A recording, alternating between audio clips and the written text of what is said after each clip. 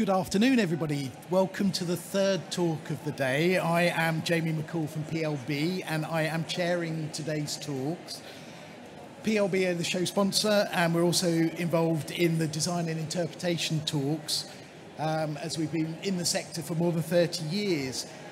Of these talks, we'd welcome any feedback that you might have, so please could you email info@museumandheritage.com. We'll have some time for questions at the end, so we'll pass around a mic, so if you think of any as we go along. And please remember that this session is being recorded and the content will be available following the end of the show. So to introduce Monet in Mind, Mindful and Mental Health in Covid-19, we have Katherine Dunleavy from the National Partnership Coordinator from the Courtauld, and Stephanie Edwards, Exhibitions Assistant from Ferens Art Gallery. Hi everyone, hopefully you can hear me okay. Just going to start with a couple of introductions so you know who we both are. My name's Katherine, and I work with the National Partnership Programme at the Courtauld Gallery here in London. And this is Stephanie, my colleague from the Ferens. Yep, I'm Steph, and I'm the I'm the Exhibitions Assistant at the Ferens Art Gallery. I curate temporary exhibitions, and so we've had the pleasure of working together for the past 2 years and a bit. And yeah, it's lovely to be here. On your chairs, you'll find a little gift from one of the store holders, so enjoy. Yeah, we can't take any credit for those, but we hope you enjoy them all the same. So today we're here to talk about a project that we did together, which happened to coincide with COVID. So we're going to share some of our lessons, both broadly about working together and working with young people, but also about some of the challenges that we faced and also some of the benefits that actually came out sort of accidentally through working through such a difficult time. But before we do that, I'm just going to give you a little bit of context about the kind of Courtauld programme and how that came to be. So over the last 4 or 5 years at the Courtauld, we've been working with partners across the UK. We've done 13 different exhibitions, lots of volunteering projects, lots of school programmes. And it's all geared towards trying to share our collection widely, because our founding sort of mission was all about sharing and educating and teaching. And we just realised that being a fairly small London-based institution, we weren't necessarily reaching all those aims from where we were. But in terms of working with the Ferens, that's been going on since 2017 in one way or another. We've already done 2 major exhibition projects with them before we got to this one. But we really wanted to focus on a specific audience, and in this case we decided to focus on working with young people and trying to get more young people engaged with our collection and also with the work that goes on at the Ferens. So we looked at whether or not we could devolve some of our decision-making processes and offer a group called the Future Ferens, who work with the gallery on a regular basis, and Steph will tell you much more about them later, the chance to choose a work from our collection. And we were really committed to giving them a high-quality work and something that would really sort of build their confidence and allow them to work with some of the best pieces. So initially we gave them a short list of 7 impressionist works. You can see them doing a little bit of work with mock-ups of them there. We didn't send all the works for them to sort of play around with, but we did send them some mock-ups, and they did a huge array of work with local community groups and charities, giving the opportunity for young people who don't go into the gallery space to learn more about these works and also to have a say in what would then go on the walls at a later date. So it really gave us a chance to reach out to the community and hopefully bring those audiences back into the gallery space later. But then COVID happened, and obviously that threw most of our plans out of the window. Steph and her team had amazingly already engaged with over 100 young people in the voting process. So we were fairly sort of confident that we'd done a lot of work there. But things did change. We were suddenly having to deal with a lot of practical problems we hadn't expected. Everything got delayed, everything moved remotely. So we'll talk through some of those challenges as we go. But obviously, if you have any questions about specifics a bit later, we're really happy to answer them. But one of the main things that surprised me was that the choice of loan, once we started getting towards COVID, and the news was getting worse and people were getting really anxious, changed. And they ended up selecting Monet's Antibes, which some of you may recognise. And the feedback we were getting was that all of a sudden people were drawn to this sunny, relaxing, seaside-y scene They really wanted something calm and immersive because they were feeling so anxious in their own lives. So this is the work that we eventually sent to them, and they incorporated this into a fantastic exhibition. And I think we learned a lot of lessons there, actually, about not presupposing what we think young people will like. We had sent a few, I don't know, edgier works maybe, some slightly darker works that we thought they might be drawn to, but obviously the times influenced them quite significantly. And I'm going to hand over to Steph to talk a little bit more about the future Ferens, but I also just wanted to really pay tribute right from the offset for Steph's work and her team's work, but also the young people who really committed to this really difficult process. Unfortunately, we couldn't bring them all here today to speak to you directly, but we'll try and include some of their opinions and snippets as we go. But for now, I'll pass over to Steph. Yeah, so the future Ferens are creatives, promoters, curators, all aged 16 to 25 years. They are passionate about connecting with people through art, and the group meets regularly throughout different projects with their main aim to engage young people with the arts. Since 2006, they've worked with staff at the gallery in different formats, and they just are really keen at making art accessible for young people. So a natural choice for the Monet in Mind exhibition. The group we worked with on this project was comprised of some students, some young people in work, some people that were leaving education and were trying to develop a career in the sector as well. And we also had some help from a couple of cohorts of interns from the University of York. So plenty of young people to give us the feedback into the project. So to curate the exhibition, we met online and we shared resources over Basecamp throughout the lockdowns. The silver lining in needing to work online was that we could connect with young people who perhaps weren't in Hull. Say the students that had to go home, or for people that had taken different kinds of jobs and so didn't have the spare time that they had before. So we could quickly connect with them online, and it provided a flexibility that we hadn't had before with in-person projects. So it was a real key game changer for us, really. To start the project, all the volunteers dug into researching Monet's Antibes, and they started reflecting on what their initial impressions were. And then once they'd researched a bit more, what their impressions were again. And they used the online tool at Art UK to curate mini exhibitions with artworks from our permanent collection from the Ferens as well. They were surprised that they were coming up with the same things, choosing the same sort of artworks. And they fed back that in discussion, they were saying that they found it peaceful. They helped themselves remove from the everyday stresses that they were feeling. It made them slow down, and it made them want to embrace more of nature. And it also made them desperate for a holiday. So I think we were all in the same boat then.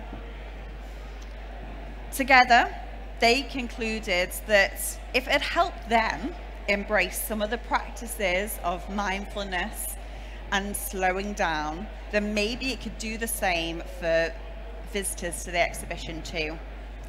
They also fed back that some of them had faced mental health challenges themselves, and that if there was a resource, an exhibition like this on their doorstep in Hull, it would have been really helpful for them during that time as well. Now, throughout the project, we delivered training for the future Ferens. You've got to remember, they are new to this sector, and we were trying to provide them the tools and the skills to build an exhibition from scratch.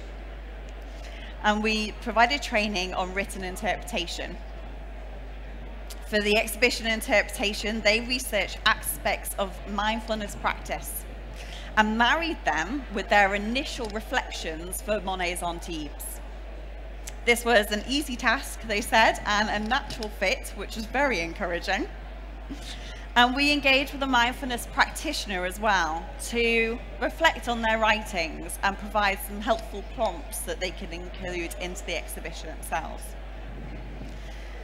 They also decided that they wanted to encourage people to spend time with the artworks, to really draw them in. And so they went around selecting paintings from the Ferens collection that didn't have people as their main focus, that in fact the visitors would be the only people in the exhibition space, which had created a really nice atmosphere to be in.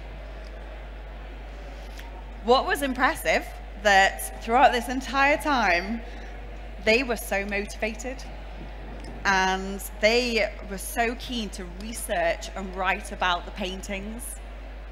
It was almost an outlet for them to be involved in that pattern of research and writing and sharing their knowledge. So much so, we created an additional series of blogs that went on our website. Now, unfortunately, the exhibition was delayed due to restrictions, so the project took longer than imagined.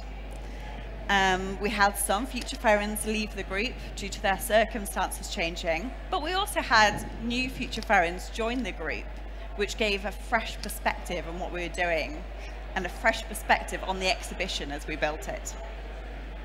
We had to work flexibly and honestly with these volunteers, and they appreciated that. Given the changing landscape they were in, they appreciated the honesty that we were giving them too. So, we did finally get an exhibition open, despite all of the challenges. It opened on the 18th of May, which you might remember was the very first day we were allowed to open after that initial lockdown. So we were literally sat there waiting and ready to go. And as Steph mentioned, the exhibition had the Monet as its kind of core work that we really wanted people to come and see, and to give people in Hull a chance to see something they might not see otherwise. But it also had all these amazing works from the Ferens collection supporting that and delving into some of the other themes as well. There is a couple of photos up here, but everything is available online. We're going to come to that, so you can still see a lot of this fantastic work and get a closer look at everything as well. But we also had a huge array of extra material that we weren't expecting. When we first planned this project, and the kind of national partners scheme that we have was first imagined up in 2016-17, so it was quite a long time ago, we never imagined we would have any digital elements to any of our exhibitions, and COVID completely changed that for us.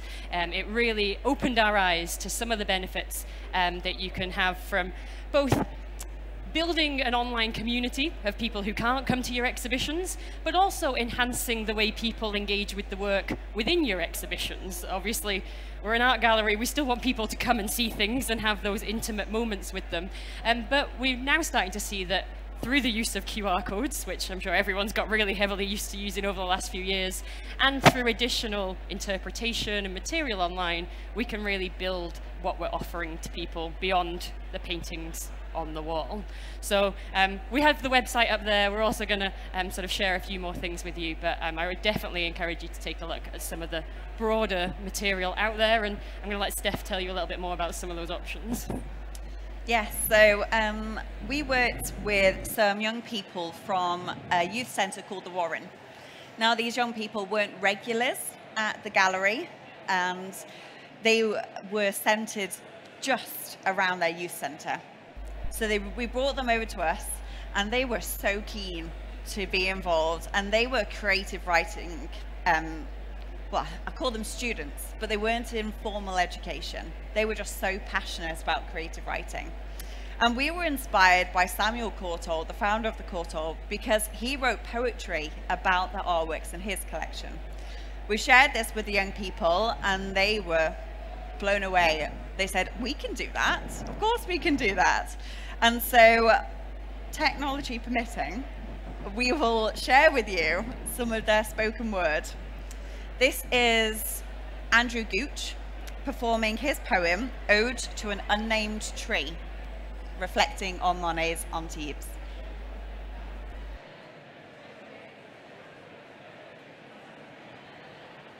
I said technology permitting, didn't I? An ode to an unnamed tree. Not every tree has a purpose. Not all wood needs a name.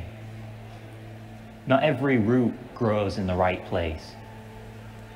Not all fruit can land on solid ground. Not every bird will reach those branches. Not all leaves can be home to insects. Not every shore has to be empty. Not all plants get swept away. Not everyone has to notice it. Not all people walk on by. Not every tree is important. Not all get to be a picture. Isn't that amazing? He did that in one take. Oh, it's phenomenal. Now, also, we worked with students from Hull College, from the Music Centre. And to accompany the Monet, a student called Callum Smith composed a new soundscape so that visitors could reflect on the works while listening and relaxing to music. Now, he said, looking at the artwork, I was drawn in by the solitary tree and wanted an intimate sound with childlike wonder, a reflection on the vulnerability of adolescence, but with hope for a bright future. I laid in audio textures to bring across the natural elements and to add immersion. So hopefully you'll get to listen to that as well.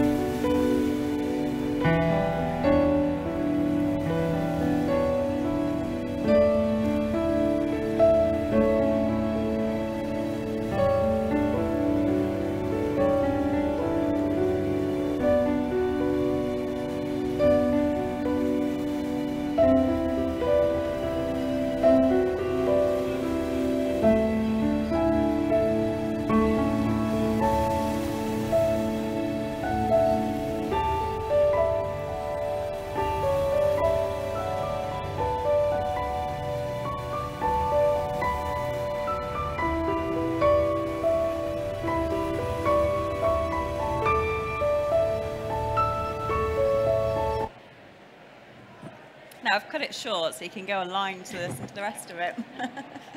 It's also not quite the same when you're not in a quiet gallery with your headphones on, but hopefully it gives a flavour. Now we've piqued your interest with those, I'll explain a bit of the backstory to those and the thinking behind them in the exhibition. And unlike other presentations, you are encouraged to get out your phones and follow the QR codes on the screen. So, as Katherine mentioned, for us when curating the exhibition, it became evident really early on that engagement was going to become an essential element to the exhibition. Not only are we living in an increasingly digital world, but during the pandemic, I think we can all agree that we relied on digital even more to create connection. The future Ferens were naturally quite engaged with digital and knew all the platforms that we can engage with already. And this is what inspired us to create a multi-layered exhibition. Future Ferens were also very concerned that they wanted to connect with people who could not visit the gallery or who didn't want to visit the gallery yet. They therefore wanted to create an exhibition and interpretation that people could access from home, so they could experience a bit of the calming mindfulness in the exhibition too. So if you were to visit our website, monetandmind.com, you would find so many different resources, from soundscapes to poetry to spoken word to mindfulness guided films, blogs and research, and so much more. And this became an online backbone to the physical gallery exhibition. Practically, we were restricted in what we could include in the physical gallery space. As museum professionals, I think I can safe to say we all love an interactive. Some nods around, yes. But due to COVID, we had to remove most of the touch points in the gallery. And so we wanted visitors to deeply engage with the paintings, but without the physical interaction. And we wanted to create a reflective atmosphere as well. In response to this, our volunteers created digital resources that visitors could engage with in the exhibition space as well. These are some of the prompts. Your screen's over there. These are some of the prompts that were included in the exhibition. They included QR codes to explore a 3D scan so they can look at it in different perspectives. They included a QR code to Spotify, where the Future Ferens created relaxing playlists. And the visitors were encouraged to bring their own headphones as well. The QR codes also linked to our website with soundscapes. And we commissioned a young person to create a personalized soundtrack for the exhibition as well, which people could listen to while going around the gallery space. Now, the Future Ferens were the ones that suggested using the QR codes. Their thinking was that most of the nation is comfortable using them thanks to lateral flow testing. So why can't we use them as well? And if you're not familiar, you simply hold your phone camera over the image and click the link. So the volunteers married the digital and the physical seamlessly. And as an example, here are two of the labels included in the exhibition with QR codes, linking to further reflective resources online. In the exhibition, they also included a secluded area for people to listen to exhibition films who didn't have access to the internet on their phones. I also have a few of them in hard copy at the front here if anyone is struggling with the screens and wants to grab some of those labels to have a look at. What are we most proud of? Well, throughout the project, it was thrilling to see the Future Ferens respond and make the project their own. At the Ferens, we are really keen to give ownership over to young people when they're doing a project in the gallery. And we try not to interfere as much as possible, although I'm sure that you can understand the struggle of us trying to want to interfere as well. In fact, many of our past Future Ferens have gone on to develop careers in the sector based on the skills that they've learned. And you can see some of those comments from the Future Ferens. They learnt new skills and we were able to apply those, especially in the exhibition writing and interpretation.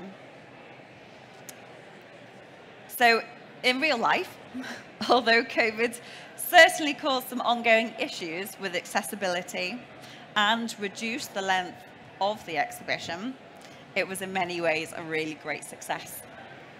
Young visitors to the Ferens were up on typical exhibitions, and 30% of our visitors were aged 16 to 25. Plus, the visitors did clearly report feeling more calm, thoughtful and peaceful, as well as overwhelmingly agreeing the exhibition had a positive impact on their mental health.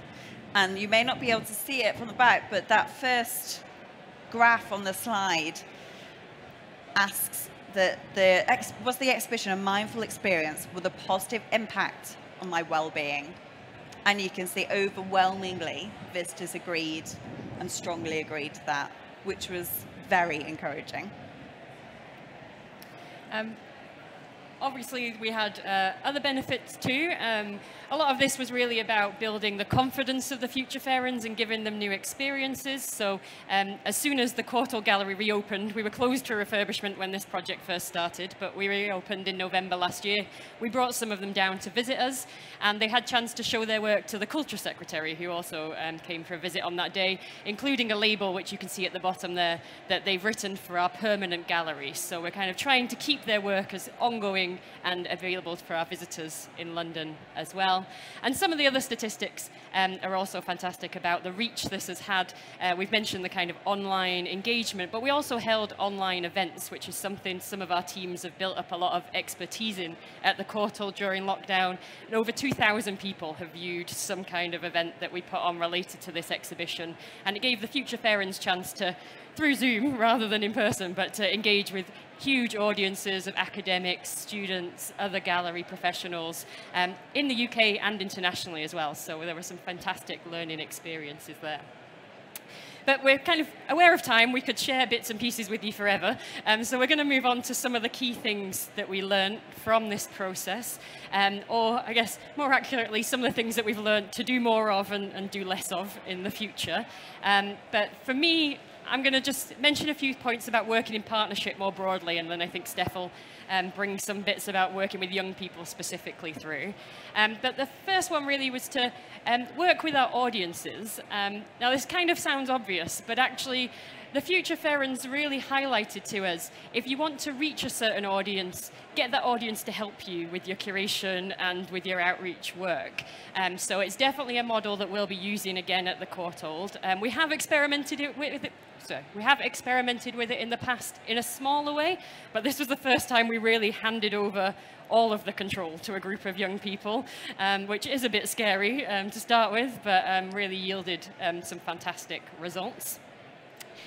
Listen to each other is the other one I put in. I know everyone always says this whenever they feedback at the end of a project, but COVID more than anything highlighted how important properly listening was.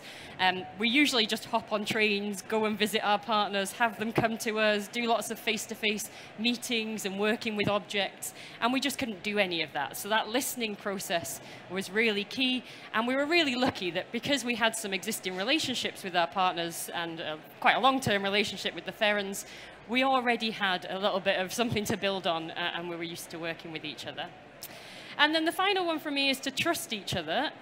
Obviously, we had to trust the young people here and give them control. But I think with a lot of our partners, we find there's a really fine balance between trusting each other to take something and run with it and not have to have control of it all the time, which from a kind of collections management point of view, when you're handing things over, can be kind of risky, but it's really paid off well. And I think the other thing is to make sure you kind of have your partners back. Some of these things come with risks, obviously mental health, mindfulness.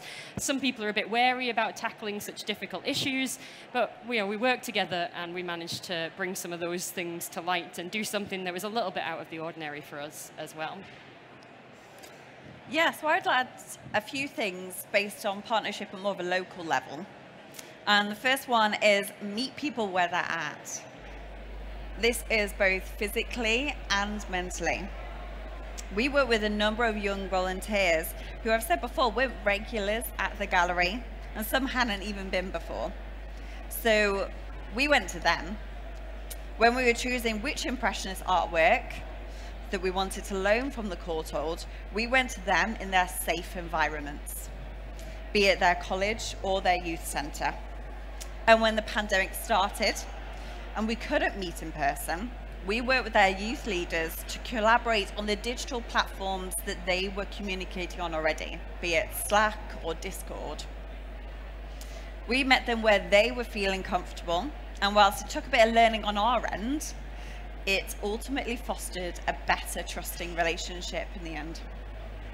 This was also intrinsically linked throughout the exhibition, with resources to meet audiences where they were at, both in the gallery and outside the gallery as well. Secondly, don't be afraid to adapt. And I think that is a theme for the past 2 years. As many of us experienced during lockdowns, we had to change our plans and respond to a changing landscape. We were confident in the support and the backing that the Courtauld were giving us. And as they worked dynamically to respond to the situation, we emanated that with our young people as well. We worked in tandem, and as Katherine said, we listened to the young people and adapted our plans to suit them. Thirdly, practice what you preach. The Future Ferens chose the theme of mindfulness for a reason. Like we said, it was a response to the situation that we were in, but it was important that we didn't just talk about mindfulness or write extremely engaging interpretation boards about mindfulness, but we practiced it too.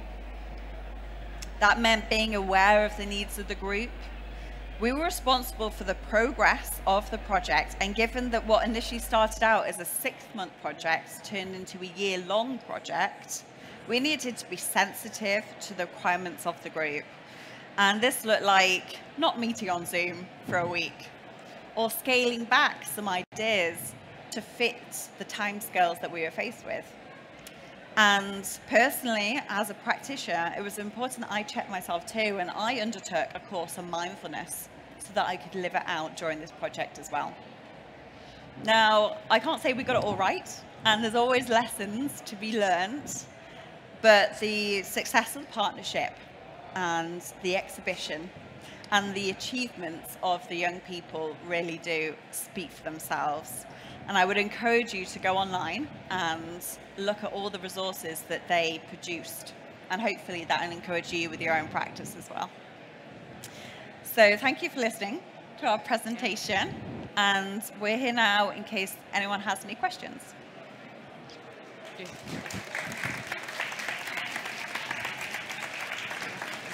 Yes, thank you both to Katherine and to Stephanie. That was excellent. If anyone's got a question, if you'd like to just raise your hand, I'll pass you over the microphone.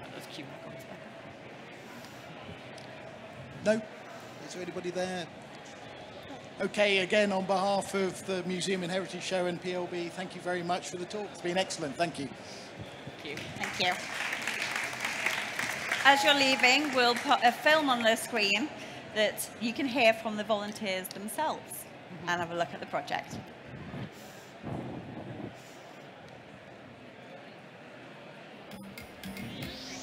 Yeah, of course. Yeah. Our project started in January 2020. We partnered with the Courtauld in London as part of their National Partners Programme, which aims to share their collection across the UK whilst they undergo a major transformation. The Courtauld offered to loan the Ferens one of 7 Impressionist artworks by famous artists. And we gave the decision of which artwork to have over to young people in Hull. And through a series of outreach activities, they had the opportunity to cast their votes. Today we gave an introduction to Impressionism, talking about the paintings. It was quite interesting to see the different reactions from the group as to what their favourite painting was. Particularly the Monet was one of the favourites, which was quite unexpected. We also talked about the techniques of Impressionism, and we took the group around the gallery, which was interesting to see their response to different paintings throughout time. It was really interesting talking to the young people about the Impressionist artwork. I think I was surprised by just how much they kind of already knew about art and how kind of confident they were in analysing the art and unpacking it. I think Impressionism is a really interesting movement. It's the point where realistic art and the attention to details over all other aspects starts to fade into the more emotional and motive art that would become popular in the 20th century. It's the liminal area between the two. I think that makes it a really accessible and really immediate and vibrant style of art, and definitely I think the young people are really getting to grips with the different kind of attitudes to motion and to emotion that the different artists all express. I picked number 7 for Monet because, yeah, it was just a piece of artwork which the colours, the shapes, the use of paint just very much draws me in. Of other paintings on show, I've got elements of art I like, but with this specific artwork by Monet, it just had everything which I look for within a painting. The way the artists express how the viewer sees and how you make sense of stuff like light and landscape just was brilliant, and so that's why I'm interested in that specific artwork. We decided to put on a 4-week curatorial course. We had quite an interesting rationale for this. It was an approach to alternative education in that we really thought it was an opportunity for us to have some collaborative knowledge exchange. And the reason that we're doing this is because we will be asking the young people as the Courtauld project progresses to put on their own exhibition. Across the 4 weeks we've covered a range of skills from interpretation and research to looking at education in museums and galleries, co-production, and really just trying to frame the ways that the young people could work in order to put on their own exhibition. So myself and my colleague Steph have been working together, and the reason we thought it would be interesting us programming this is because we both have different backgrounds. So my colleague Steph works in exhibitions and can support the young people with gaining all those skills around interpretation and planning an exhibition, whereas my background is in engagement and co-production. So it's been helpful to work with the young people and get them to think about, once they've selected artworks, how they'll then go to engage with audience.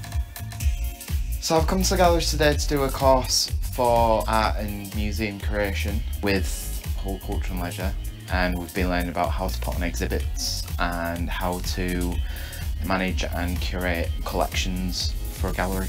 I think the highlights are being able to go around and look at the piece of artwork, see which artworks work with one another, how to be able to pair artworks up, making sure that they are accessible to a variety of different demographics. Also, it's quite fun to be able to give feedback as well and how you would change it if you were to manage the collection.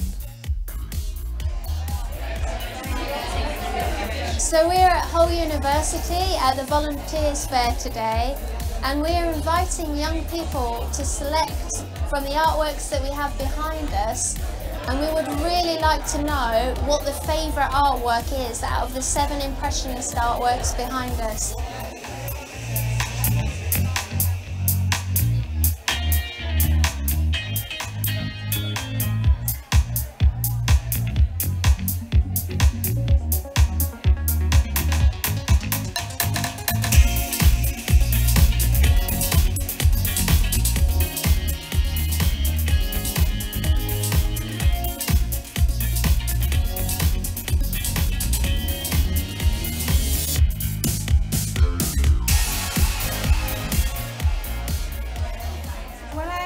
It was the one that I immediately went to, and I was very much drawn to how it looked. And I like how delicately the figures are painted. And I've always loved ballet, and I just think it's really beautiful to see like 18th century ballet portrayed, because we don't see it in society anymore in the same way, and I think it can bring it to new people, and I don't know, I just thought it was really pretty, I guess. I picked number 6 because it made me ask what and why, like what's going on in that picture and why have they painted that picture. So is there a story behind it, or was it just something that came to the mind? I picked number 3. I love the fact that it's got a centre point and a guideline to bring your eyes to the train, and it's just a beautiful surroundings of the area. It's just nicely filled. Going forward, we will work with young people to put on an exhibition that's connected to the chosen artwork.